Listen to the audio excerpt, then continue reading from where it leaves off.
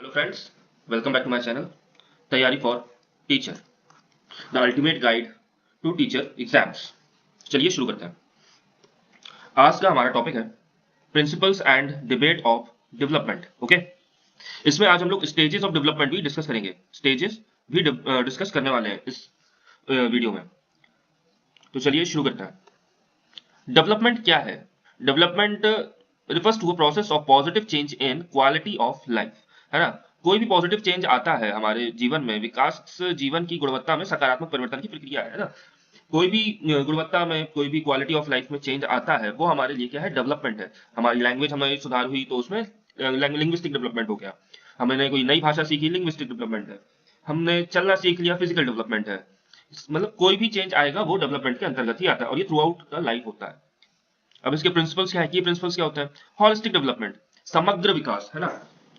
समावेशी शिक्षा में समग्र विकास की बात की गई है और ये बहुत ही जोरदार तरीके से की गई है। ठीक है, हॉलिस्टिक डेवलपमेंट, समग्र विकास बहुत ही जरूरी होता है। ठीक है, इसका मतलब हुआ कि ओवरऑल, समग्र विकास का मतलब हुआ ओवरऑल डेवलपमेंट।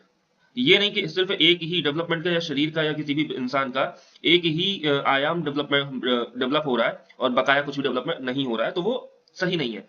तो ये ओवरऑल इसलिए होलिस्टिक डेवलपमेंट की बात की जाती है कि जैसे क्लासेस में भी अगर हम पढ़ाते हैं तो एक्टिविटी बेस्ड पढ़ाते हैं, जिससे कि बच्चे एक्टिविटी करेंगे तो हाथ पैर चलेंगे। ठीक है, और जब एक्टिविटी करके हम सिखा रहे हैं उनको कुछ, तो दिमाग में तो चीजें जा ही नहीं है। तो cognitive development plus physical development, ये दोनों एक साथ होते हैं। और जब एक्टिविटी होती है तो सोशल होते हैं बच्चे, एक दूसरे से बात करते हैं, है ना। तो उसमें भी सोशल डेवलपमेंट होता है। और जब बात करते हैं तो लैंग्वेज डेवलपमेंट हो रहा है। तो इस तरीके से हम लोग हॉलिस्टिक डेवलपमेंट की बात करते हैं। लाइफ लॉन्ग लर्निंग, जैसे कि हम सभी लोग जानते हैं कि हम जीवन भर सीखते हैं। ऐसा नहीं है कि आज मेरा मन था सीख लिया, कल नहीं सीखेंगे, कल कुछ होगा ही नहीं, कल कुछ सीखेंगे नहीं। ये पॉसिबल है ही नहीं। आप कुछ भी करेंगे, आप कुछ ना कुछ सीखेंगे जरूर। ठीक है। Equity and inclusion, equity and inclusion, ये समानता और समावेशन, है ना। एक तो सबसे पहली चीज, लड़का लड़की में भेदभाव नहीं करना है, बिल्कुल भी किसी भी रूप से नहीं करना है ना। जब भी आप क्लास में पढ़ाएंगे तो ऐसे नहीं बोलेंगे कि फिर क्या आपकी, जब आपकी माता आपके लिए खाना बनाती है, जब आपकी मदर आपके लिए खाना बनाती है, नहीं। ये खाना बनाना सिर्फ मदर का काम नहीं है। अब क्या है? समानता है। तो समानता में क्या होगा? क्या आपके पेरेंट्स, ओके, जब आपके पेरेंट्स, पेरेंट्स का मतलब माता या पिता, कोई भी बना सकता है। ओके, काम करने के लिए सिर्फ पिता बाहर नहीं जाता है, माताएं भी जाती हैं। तो क्या होगा? समानता। और दो बच्चों के बीच में, एक लड़का एक लड़की, उनके बीच में समानता होनी आवश्यक है। ये नहीं होना चाहिए कि वो तो लड़की है वो तो बच जाएगी, या वो तो लड़का है वो तो बच जाएगा। समावेशन मतलब बच्चे में कई डिफरेंसेस होते हैं। Childrens have individual individual differences, है ना। बच्चों में डिफरेंसेस होते हैं, है ना।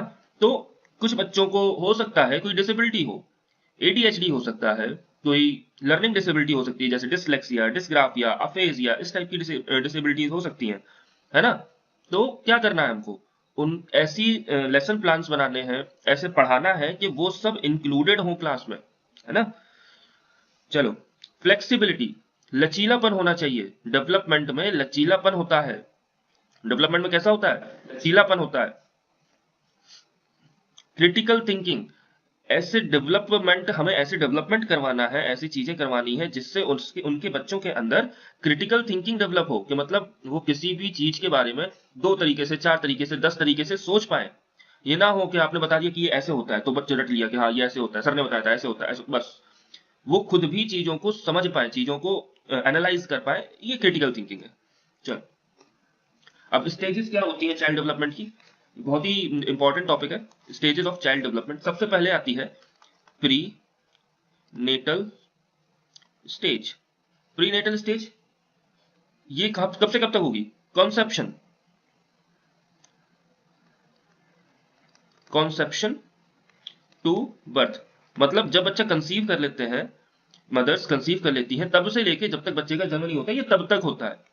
और इसमें क्या होगा? Physical growth, physical growth fastest. अगर देखो, पहली बात तो जब क्वेश्चन पूछा जाता है तो जैसे कि पूछा जाएगा फिजिकल ग्रोथ फास्टेस्ट कब होती है, अगर प्रीनेटल स्टेज आपके ऑप्शन में है तो फिर यही आंसर होगा, हमेशा याद रखिएगा। ठीक है, क्योंकि बच्चा एक एक एग से पूरा एक बच्चा बनता है ना, तो वो बहुत ज्यादा होती है। कॉग्निटिव और इमोशनल जो भी डेवलपमेंट होगा, जो बकाया डेवलपमेंट्स होंगे, उनके बारे में अभी तक हमको कोई भी जानकारी नहीं है। नेक्स्ट स्टेज इन्फेंसी, ये 0 to 2 years तक रहती है ना। इसमें क्या होगा, इसमें फिजिकल डेवलपमेंट जो होगा, फिजिकल डेवलपमेंट ये प्रीनेटल से कम होगा, okay, less than prenatal and more than rest of the stages. ये ध्यान रखना है, इसके क्वेश्चंस आते हैं। इसमें कॉग्निटिव डेवलपमेंट, कॉग्निटिव डेवलपमेंट इसमें कैसे होगा,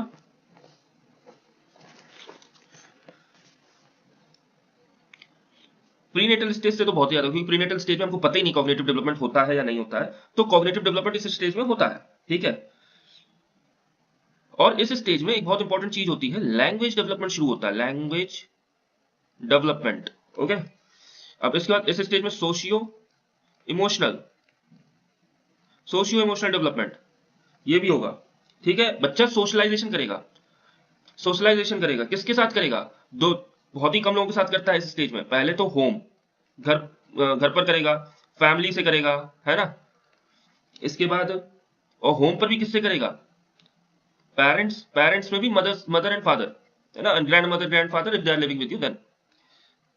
और सबसे ज्यादा करता है सिबलिंग्स के साथ, किसके साथ, सिबलिंग्स के साथ, तो ये याद रखना।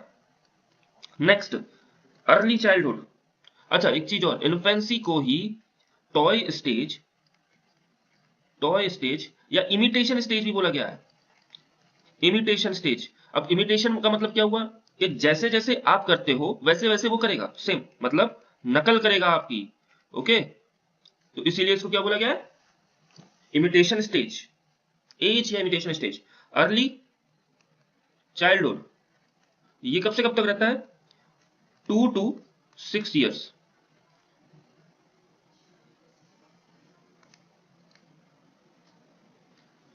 2 to 6 years।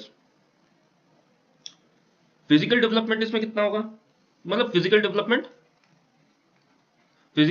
कम हो जाएगा, ठीक है। लेकिन अब क्या होगा, कंट्रोल, बॉडी पर जो कंट्रोल होगा वो बढ़ जाएगा।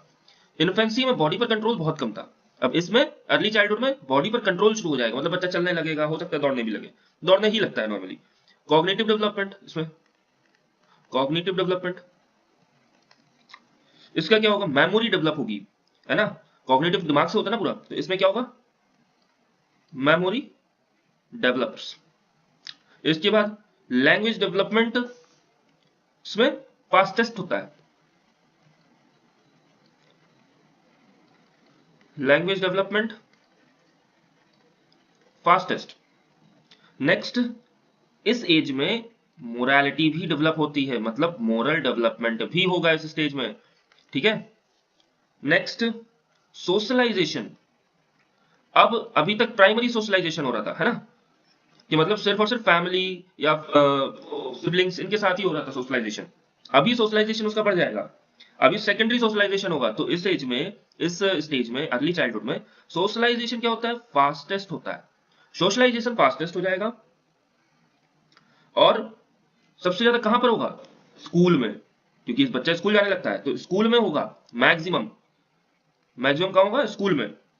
और स्कूल में भी किन के साथ, टीचर्स और जो उसके सहपाठी होंगे, जिनको हम लोग इंग्लिश में पीयर्स बोलते हैं। प्ले एज, इसको हम लोग क्या बोलेंगे, इस एज को बोला जाता है, अर्ली चाइल्डहुड को प्ले एज, ओके। और इस एज को बोला जाता है प्री गैंग एज, ठीक है। अच्छा एक चीज और याद रखनी है, प्ले एज किसने नाम दिया था, अर्ली चाइल्डहुड को प्ले एज नाम किसने दिया था, मिल्ड्रिड पार्टिनर, मिल्ड्रिड पार्टिन ने प्ले एज को, अर्ली चाइल्डहुड को प्ले एज नाम दिया था, तो ये याद रखना है। चलो अब नेक्स्ट स्टेज आती है मिडिल एंड लेट चाइल्डहुड।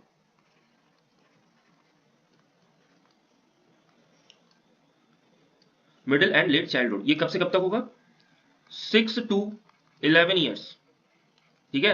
ये 6 से 11 साल तक के बच्चों का होता है। इसमें फिजिकल डेवलपमेंट थोड़ा सा कम हो जाएगा, कंट्रोल और भी ज्यादा बढ़ जाएगा, और सबसे इंपॉर्टेंट चीज इसमें स्किल्स डेवलप हो जाती है कि मतलब आप फुटबॉल खेलने लगोगे, बैडमिंटन खेलने लगोगे, ये सब चीजें मतलब बॉडी पर कंट्रोल ज्यादा हो जाएगा। कॉग्निटिव डेवलपमेंट बढ़ेगा। अब आप क्रिटिकल थिंकिंग, इस स्टेज में क्रिटिकल थिंकिंग की शुरू होती है ना। ये नहीं कि इसमें बच्चा एकदम से साइंटिस्ट बन जाएगा, नहीं। क्रिटिकल थिंकिंग की शुरुआत होती है मिडिल एंड लेट चाइल्डहुड में। अब इसमें लैंग्वेज जो होगी वो मैच्योर हो जाएगा कि मतलब हाँ, उसमें मैच्योरिटी थोड़ी सी आ जाएगी, तो लैंग्वेज डेवलपमेंट उस तरीके से होता है। सोशलाइजेशन भी इसमें टीचर्स का जो रोल है सोशलाइजेशन में इस स्टेज में वो थोड़ा सा कम हो जाता है, और जो दोस्ती है, जो फ्रेंड्स है उसके, उनसे ज्यादा बढ़ जाता है ना। और अभी इस स्टेज में क्या होगा, परमानेंट फ्रेंड्स भी बन जाते हैं, ठीक है। और फ्राइड ने इसको बोला था, किसने, फ्राइड, FREUD, फ्राइड ने बोला था कि इस स्टेज में जेंडर बेस्ड फ्रेंड्स बन जाते हैं, जेंडर बेस्ड फ्रेंड्स भी बन जाते हैं। इसको हम लोग, इस स्टेज को गैंग एज या परमानेंट, इस स्टेज को सबसे इंपॉर्टेंट है कि गैंग एज बोला जाता है, और इस स्टेज में परमानेंट फ्रेंड्स बनते हैं, ठीक है, ये याद रखना। चलो, सॉरी, नेक्स्ट स्टेज आती है एडोलसेंट। ये सबसे इंपॉर्टेंट स्टेज है, एडोलसेंस, ये सबसे इंपॉर्टेंट स्टेज है। मतलब इसको कितने ही नाम दिए गए हैं। स्टैनले हॉल ने इस स्टेज को बोला था, जी स्टैनले